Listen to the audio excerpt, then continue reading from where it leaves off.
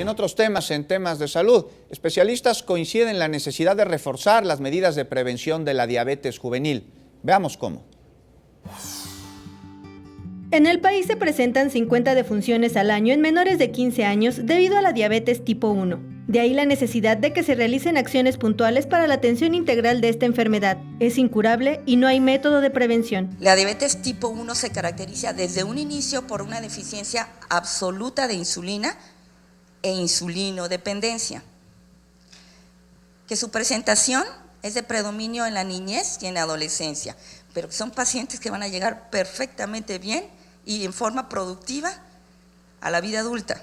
Ante este panorama, representantes de asociaciones civiles proponen realizar un registro nacional de personas con diabetes tipo 1, ya que la falta de estadísticas precisas sobre este padecimiento genera que exista una nula o insignificante asignación de presupuestos y recursos específicos para el cuidado de estos pacientes, quienes en su mayoría fueron diagnosticados cuando eran menores de edad. Actualmente el 62% ya son adultos y es muy importante ese seguimiento y esa transición porque no importa nada más saber qué pasa cuando son niños, lo que queremos saber es qué pasa 20 y 30 y 40 años después. Eso es lo que queremos saber que no tengan complicaciones, queremos saber que tengan una vida productiva. Especialistas indican que se debe tener en cuenta necesidades de pacientes con diabetes tipo 1 para mejorar su calidad de vida, como son atención en tiempo y forma de diabetes, diferenciar tipo de la misma, homologar la atención de diabetes tipo 1, garantizar el acceso completo a insumos y reforzar la capacitación de médicos y personal de salud. Mariana Sánchez, 21 Noticias.